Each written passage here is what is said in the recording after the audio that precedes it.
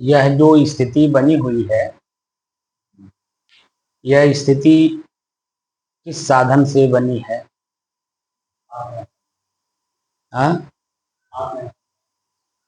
आत्म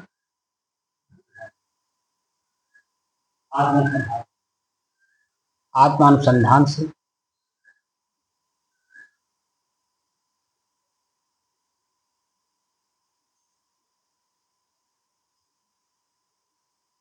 आत्म अनुसंधान से नहीं, आत्मानुशासन से।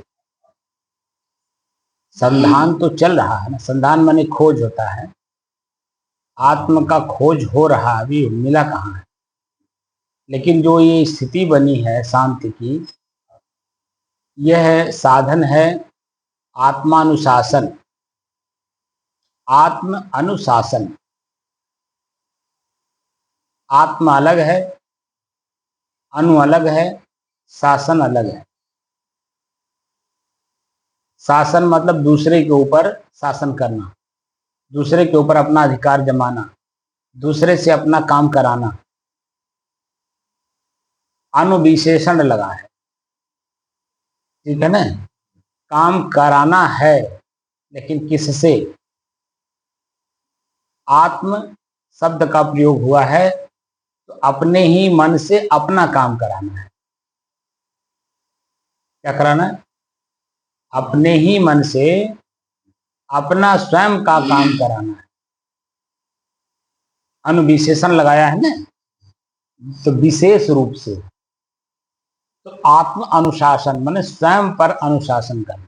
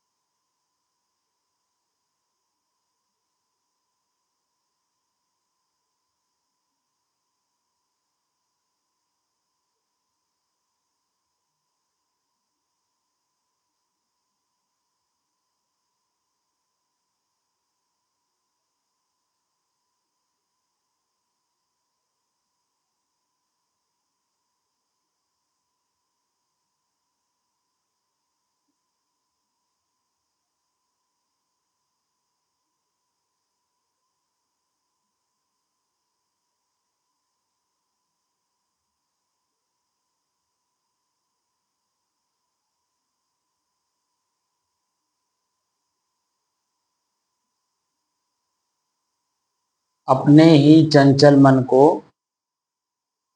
अपने ही बस में करके एकाग्रता, स्थिरता एवं स्वयं अपने आप में शांति का अनुभव करने के बाद स्वयं मैं कौन हूँ वो जानने की दृष्टि से साधना करते करते आज 1345 दिन हो गए।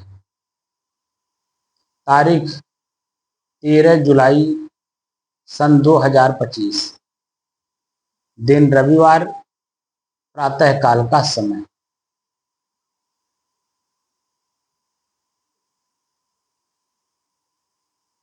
1345 दिन से लगातार काम करने से हम लोगों को 3 चीजों का अनुभव हुआ। अनुभव शब्द के बारे में मैंने बताया था ना, क्या?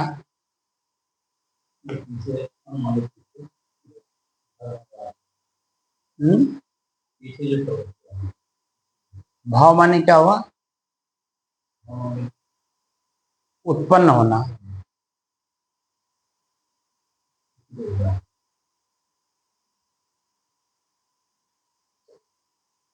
अब तक जो अनुभव हुआ, यानी जो प्रयोग करने के बाद हमें महसूस हो रहा है, तो साधनों का प्रयोग किया गया ना। जो साधन हमारे ऋषियों ने भगवान और ईश्वर के बारे में बताया, भगवान कौन है, ईश्वर कौन है, उसी भगवान और ईश्वर को हम लोग प्रयोग कर रहे हैं। भगवान को जानने की कोशिश कर रहे हैं। साधन है ईश्वर, ईश्वर के सहारे। तो भगवान कौन है? हमारा शरीर, भूमि, गगन व वायु, आग और नीर, यानी प्रकृति। प्रकृति यानी हमारा शरीर। हम अपने ही शरीर को पढ़ना चाह रहे हैं, लेकिन पढ़ नहीं पा रहे हैं। तो उसके लिए हमारे ऋषियों ने साधन बताया, ईश्वर। तो ईश्वर कौन सा साधन है जिससे कि मैं प्रकृति को पढ़ सकता हूँ, यानी अपने शरीर को पढ़ सकता हूँ? तो वह साधन है ईश्वर। ई धन स्वर। ई माने यह, स्वर माने श्वास, और स्वर माने ध्वनि। तो ध्वनि विज्ञान के बारे में तो हमारे ऋषियों ने बहुत कुछ बताया पीछे चल करके। जो मूल उद्देश्य था प्रथम ऋषि का, उस उद्देश्य से बाद वाले ऋषि भटक गए। भटके क्या, जो उसका अर्थ उन्होंने पाया उस पर खोज करने शुरू कर दिया। तो बड़ी मोटी मोटी ग्रंथें लिखी हुई ध्वनि विज्ञान के बारे में। और लोग करते भी हैं, लोग कराते भी हैं, दोनों बात है। लेकिन हम उससे प्रकृति को नहीं पढ़ पाते। सिर्फ ध्वनि के बारे में हम भले जानकारी कर लें, सूक्ष्म से सूक्ष्म, लेकिन प्रकृति और पुरुष दो तत्व हैं। मैं पढ़ने वाला और प्रकृति पढ़ाई करने वाली। प्रकृति में किताब है जिसको हमें पढ़ना है। तो प्रकृति को पढ़ने के लिए अपने ही श्वास को जब आप पढ़ेंगे, क्योंकि श्वास भी प्रकृति है ना। तो जो चीजें हमने शुरुआती दौर में बताया था कि श्वास में मिलेगा, वही अन्य तत्वों में भी तो मिलता है। बात समझ रहे हैं कि नहीं? जो चीजें हमने श्वास के बारे में बताया कि श्वास पर पहले मन को केंद्रित करें, एकाग्र करें, तो साल भर तक लगभग लग गया श्वास पर मन को केंद्रित करना, यानी एकाग्र करना। और लगातार काम करने से उसमें स्थिरता दिखाई दिया, क्योंकि एक बार से दोबारा कोई काम करने पर मन भागने लगता है। अरे का बार बार हम उसी काम को करें, अभी करके तो आए हैं। मन भागता है। लेकिन जब बार बार करते हैं तो उसकी कमियां दूर होती हैं, कमियां दिखाई देती हैं तो दूर होती हैं। और जो उसका वास्तविक स्वरूप है, जिस लक्ष्य को बना करके हम कार्य को कर रहे हैं, वह लक्ष्य हमें देर सवेर दिखाई देता है या मिलता है। लेकिन जब हम काम ही नहीं करेंगे, एक बार किए दोबारा नहीं किए, तो उसका जो लक्ष्य है उस काम को करने का, तो वो लक्ष्य कैसे दिखाई देगा या लक्ष्य कैसे प्राप्त होगा? तो लगातार काम करने से स्थिरता भी उसमें दिखता है। और काम जब पूर्ण हो जाता है, लक्ष्य हमारा हमको मिल जाता है, दोबारा उस कार्य को हमें नहीं करना होता है, तब वही अस्थायी रूप से शांति मिल गई। क्योंकि अब दोबारा काम नहीं करना है, न ठंडी सहना है, न गर्मी सहना है, न बरसात सहना है, न भूख सहना है, न प्यास सहना है, न मान न अपमान, न निंदा न स्तुति, न सुख न दुख, न पाप न पुण्य। सब कामों से मुक्त हो जाए, क्योंकि अब दोबारा उस काम को नहीं करना है। बात समझ में आया? तो हमारा लक्ष्य क्या है? स्वरूप स्थिति, स्व में स्व को स्थित करना।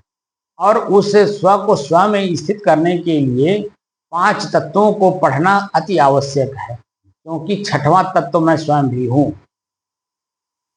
निज तत्व, आत्म तत्व, जिसको कह करके हमारे ऋषियों ने, संतों ने संबोधित किया है, उसी आत्म तत्व, निज तत्व को जानने के लिए हमें अन्य 5 तत्वों को पहले पढ़ना होगा। इसी पॉइंट पे जाकर के सदगुरु कबीर कहते हैं, एक एक निर्वारिये जो निर्वारी जाए। 2 मुख का बोलना, घना तमाचा का। एक साथ में 2 काम करेंगे तो दोनों अपूर्ण रहेंगे, पूर्णता की ओर हम नहीं बढ़ सकते। एक समय में एक काम जब हम करते हैं तो उसकी पूर्णता अपूर्णता हमें दिखाई देता है। जब तक अपूर्ण है तब तक हम काम करेंगे, पूर्ण हो गया काम बंद हो गया। तो पूर्णता की ओर जब तक हम ना बढ़ जाए, पूर्णता हमें दिखाई ना दे, या पूर्ण हो करके हमें दोबारा उस काम को करना ना पड़े, तब तक हमें उस काम को करना होगा। तो हमारा लक्ष्य क्या है? स्वरूप स्थिति। अभी हम अपने स्वरूप में स्थित नहीं हो पाए हैं, इसलिए हमको काम करना पड़ रहा है। और जिस दिन हम स्व में स्व को स्थित कर ले जाएंगे, ज्ञान की स्थिति जो हमारे शरीर की, हमारे मन की, हमारे बुद्धि की बनी हुई है, उससे हम निजात पा जाएंगे। और वह इस जन्म में होगा कि अगले जन्म में होगा, ये मैं कुछ कह नहीं सकता, क्योंकि जितना ही लगन से काम करेंगे उतना मन का जो भ्रम है वो दूर होगा। जैसे मन में प्रश्न उठता होगा कि मैं 2 तरफ हूँ, इधर ध्यान भी कर रहा हूँ, उधर परिवार में भी जा रहा हूँ, जितना हम कमाई कर रहे हैं उतना जन्म में खर्च हो जा रहा है, बल्कि और कर्ज भी हम ले रहे हैं, कमाई के अलावा कर्ज भी हो जा रहा है। तो हम मुक्त कब होंगे? तो मन में प्रश्न उठता होगा कि आश्रम में कैसे रहें, क्योंकि सेवा करने वाला कोई नहीं। तमाम तरह के प्रश्न मन में डालता होगा। ये प्रश्न जिस दिन सॉल्व कर लेंगे और अपने आप को मजबूत बना लेंगे, हमारे शरीर की, हमारे मन की जो भी दुर्दशा हो या अच्छा दशा हो, हम उसको झेल ले जाएंगे। लेकिन हमें इसी शरीर से मुक्त होना है, ये दृढ़ संकल्प जब मन में आ जाएगा तो सारा काम अपने आप होने लगता है। लेकिन जब तक मन में शंका है तब तक वो काम नहीं होता है, क्योंकि शंका है। और उस शंका में हम न इधर के होते हैं ना उधर के। इसीलिए देखिए, जब हमें संतों ने समझाया शुरुआती दौर में, तो मैं अपना पूरा जीवन इसी में समर्पित करने के लिए सोच लिया। और जब सोचा तो दृढ़ संकल्प ले लिया। और दृढ़ संकल्प जब लिया तो मुझे 3 साल तक उसी समाज में रह करके बहुत सारे दुख उठाने पड़े। और उस दुख से मुक्त हम कैसे हों, इसका पूरा साधन जो गुरु जी ने हमें बताया, हम उसी रास्ते का अनुसरण किए। और आज देखिए 3 साल के बाद मुझे कोई न टोकने वाला है, न बोलने वाला है, न दुख देने वाला है, न सुख देने वाला है। हम हर स्थिति परिस्थिति के मध्य में विराजमान हैं। सारा काम मैं स्वयं कर लेता हूँ। तो ये जो साधन हम लोग प्रयोग कर रहे हैं, इन साधनों से हमारी स्वतंत्रता, स्वच्छंदता और निर्द्वंदता यह हमें दिखाई देगा। हम स्वतंत्र हैं या नहीं, ये स्वयं अपने आप में प्रश्न करना चाहिए।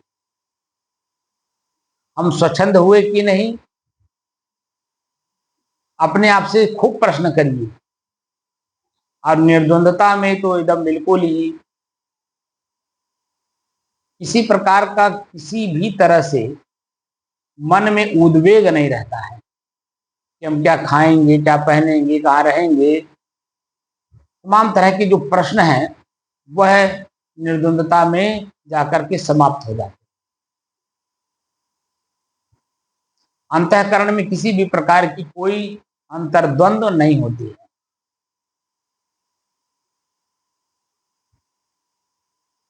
द्वंद्व का मतलब होता है कि दो वृत्तियां आपस में बात करती हैं।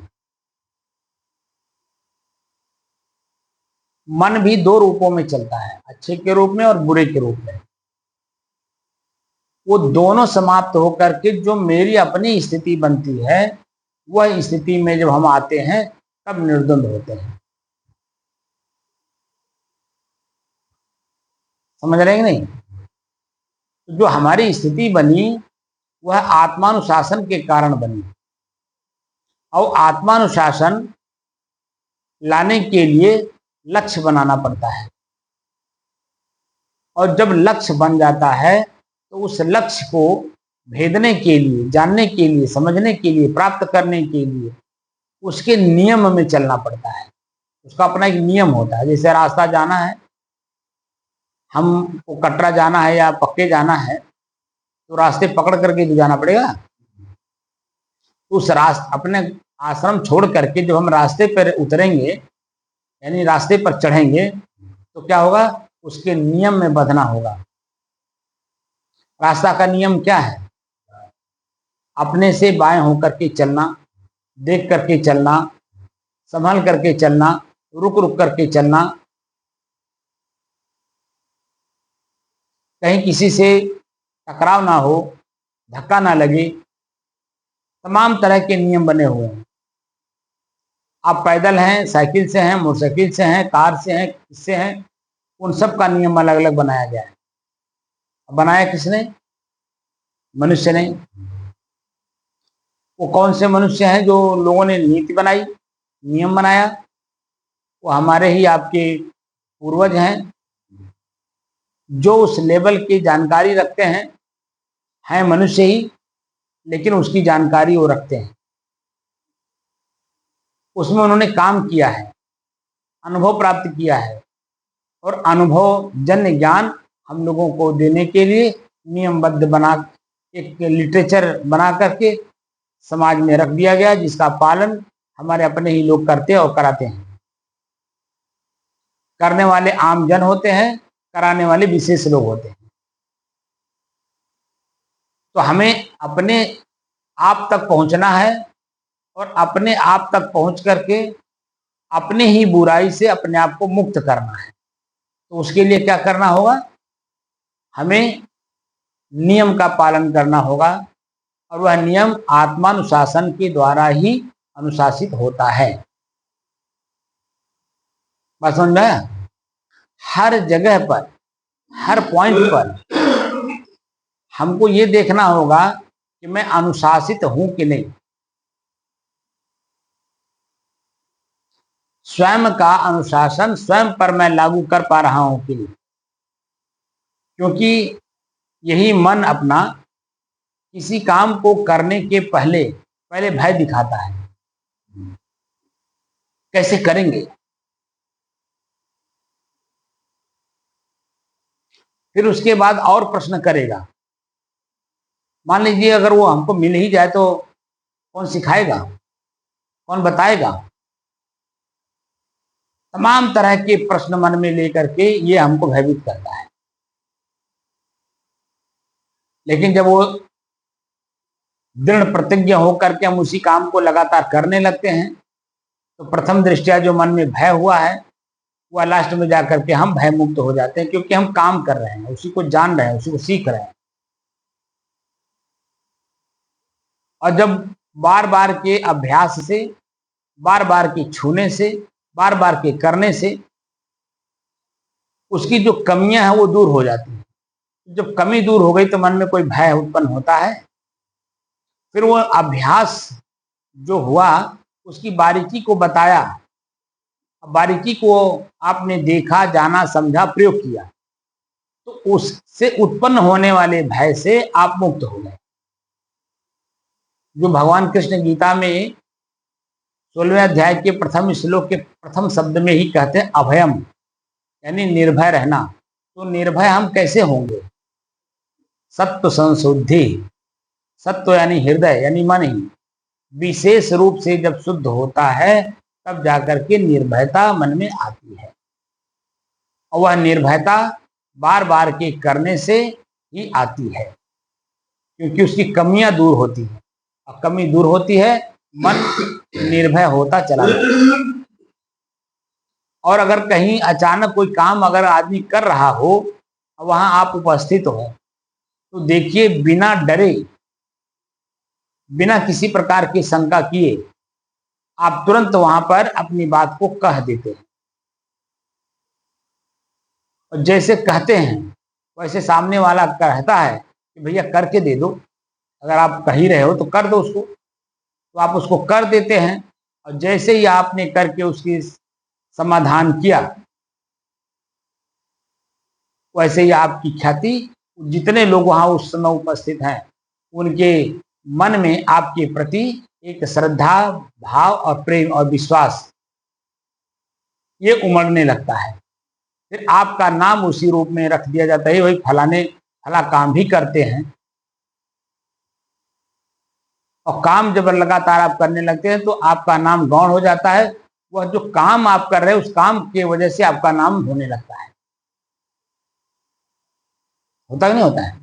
जैसे डॉक्टर है, जैसे मैकेनिक लोग हैं, मिस्त्री हैं, तो मिस्त्री भी किस तरह के मिस्त्री हैं, कौन काम कर रहे हैं। एक चुनाई वाले भी मिस्त्री होते हैं, एक मोटरसाइकिल बनाने वाला भी मिस्त्री होते हैं, एक पंचर बनाने वाला भी मिस्त्री होता है। यानी मिस्त्री शब्द लगा तो किसके ऊपर लगा, कौन सा काम कर रहे हैं, तो उस काम का नाम लेकर के मिस्त्री शब्द लग जाए। तो कुल मिलाकर के किसी भी क्षेत्र में कोई आदमी अगर काम कर रहा हो तो वो आत्मानुशासित है, तब वो अपने काम को कर पा रहा है। अगर वो आत्मानुशासित ना हो तो किसी भी काम को कर पाएगा वो। लेकिन यहाँ हम लोग जो काम कर रहे हैं वो सबसे बड़ा काम कर रहे हैं। इस शरीर रूपी दुख के जंजाल से मुक्त होना चाहते हैं, क्योंकि शरीर ही है जो हमें ठंडी गर्मी भूख प्यास मान अपमान सब कुछ अनुभव कराता है, और इसी में हमें दुख सुख का अनुभव कराते हुए पूरा जीवन भयभीत किए रहता है। जीवन में कहीं आप देख लीजिए किसी भी प्रकार की कहीं निर्भयता है? हर जगह मरने का भय है।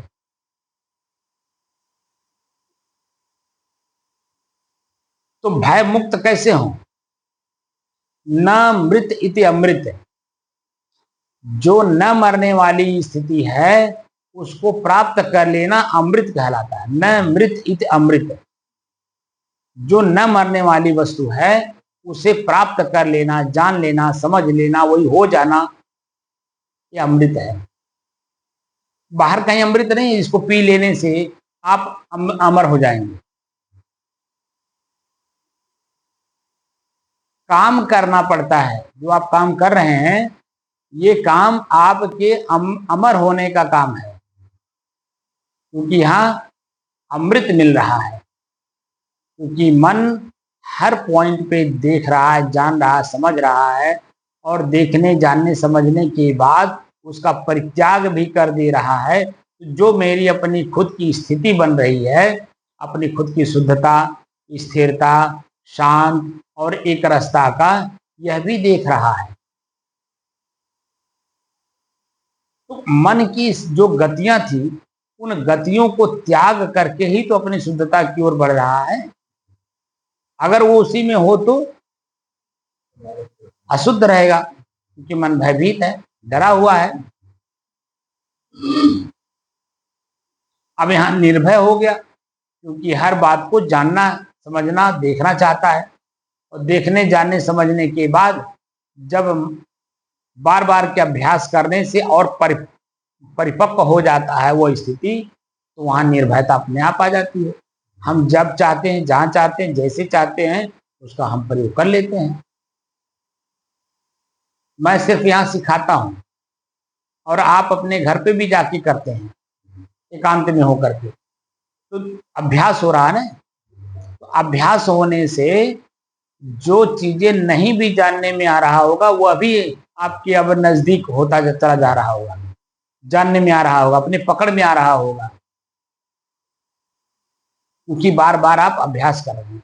और जब मैं शब्द का प्रयोग करता हूँ, जो भी शब्द आप जान रहे हैं उसको जब आप बताते हैं तो मुझे पता चलता है कि कितनी जानकारी है। और वहीं जब मैं शब्द अपने आप में अपना शब्द बताता हूँ अपनी लाइन वाली, तो तुरंत बात खट से पकड़ में आ जाती है, क्योंकि वो कर रहे हैं आप।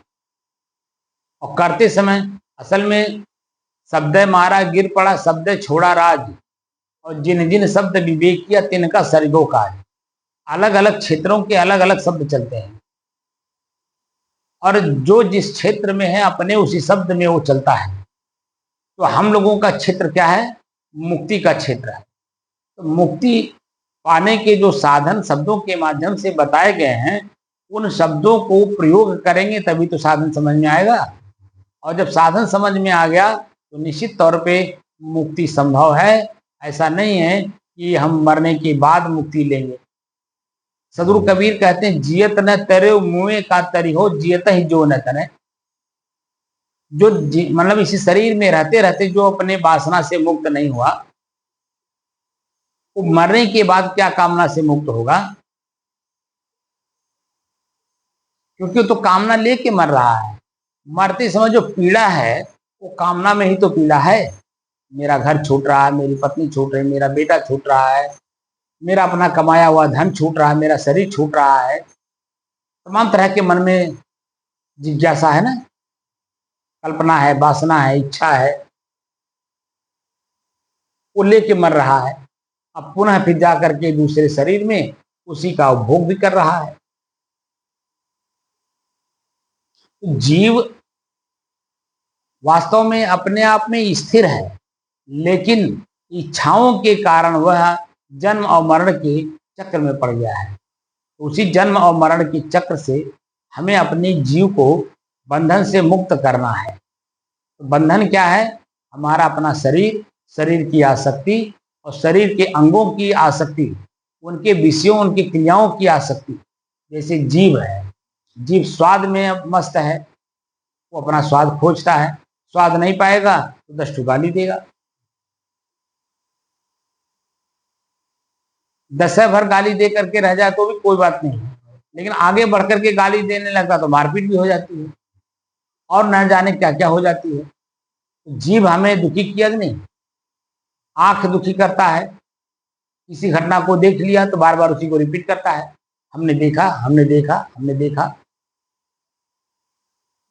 जिस समय घटना हो रही है उस समय आपसे कोई नहीं कुछ पूछता है। जब घटना हो करके निकल जाता है तो आपसे लोग पूछते हैं तो आप कहते हैं मैंने देखा। तो क्या देखा आपने, बताइए। अब वो कोर्ट तक आपको जाकर के उसका वेरीफाई करना पड़ता है।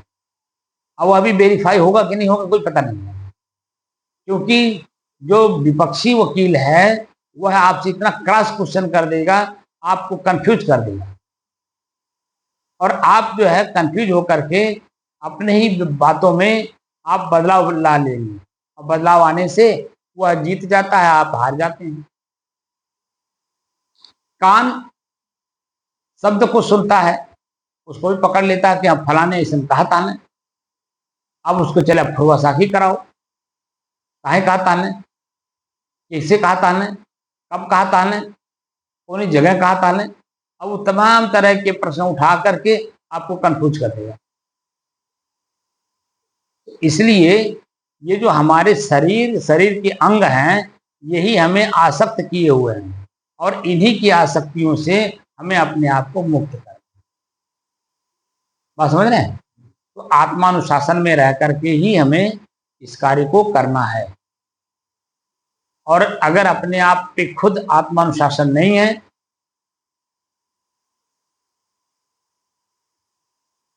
जैसे आम आदमी वैसे आप खास आदमी, तो आप कर क्या रहे हैं?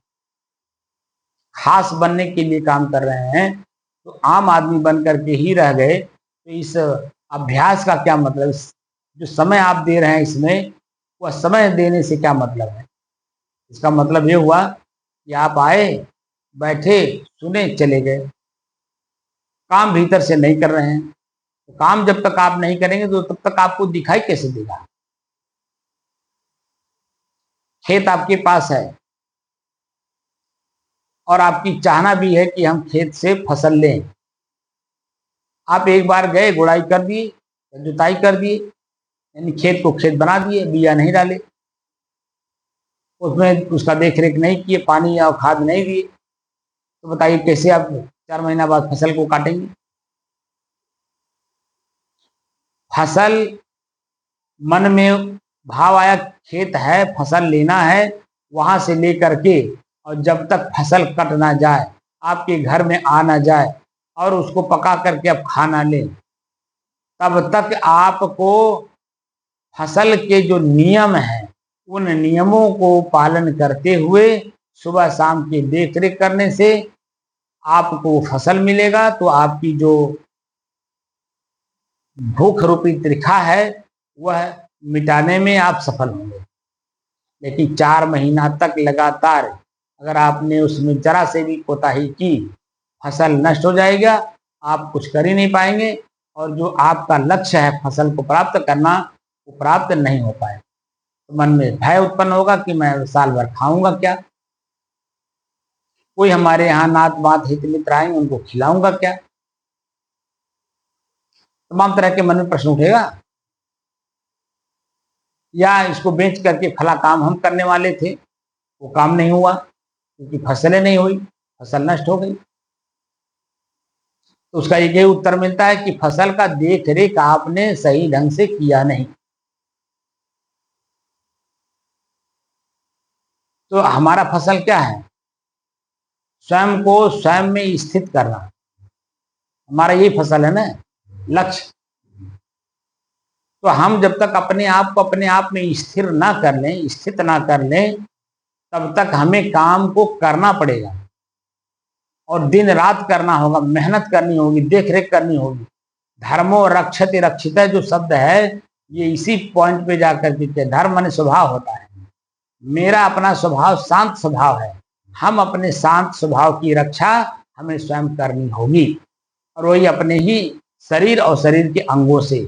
आंख दूसरा कुछ देखने ना पावे, कान कुछ बाहरी शब्द द्वारा सुनने ना पावे, जीभ से स्वाद ना लेना मिले, नाक से कोई सुगंध दुर्गंध ना ले और लिंग से कोई स्पर्श कार्य ना करें। तो हमारी जो शांति की स्थिति उस कार्य की करने से पहले है, उस काम को होने के बाद तक भी वैसी बनी रहेगी, तब हमारे कार्य का कोई महत्व है, अन्यथा इस काम का कोई महत्व नहीं है। जो मैं स्वयं हूँ शांत स्वभाव में, वह अपना शांत स्वभाव अपने आप में न हमें दिखाई दे तो कोई मतलब नहीं। समझ में आया। तो आत्मानुशासन में ही रह करके हमें अपने श्वास को देखते हुए आगे बढ़ना है।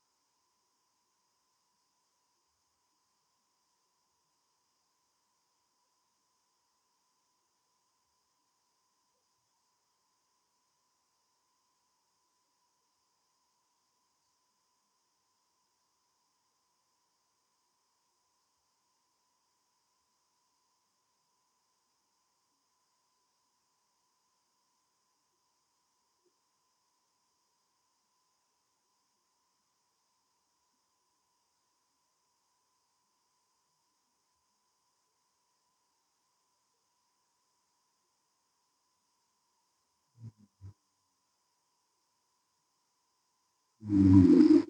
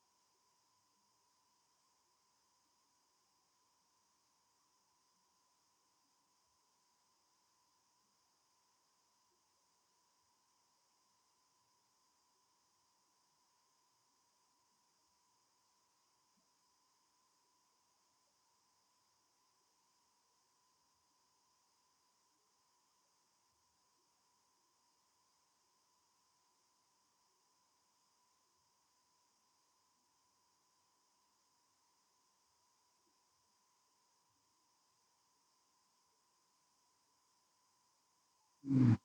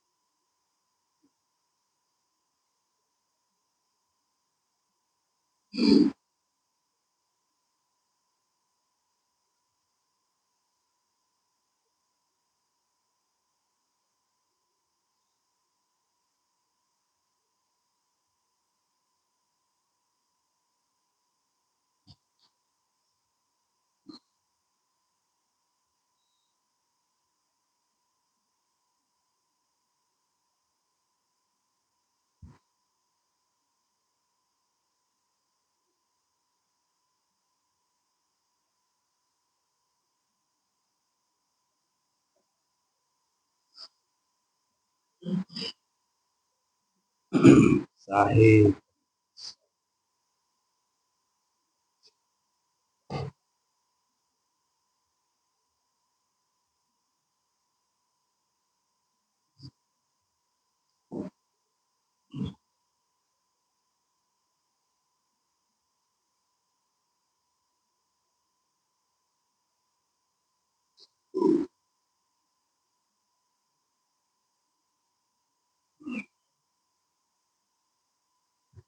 कुछ समय बढ़ रहा है आपका? हाँ, बढ़ तो रहा है। बढ़ाइए धीरे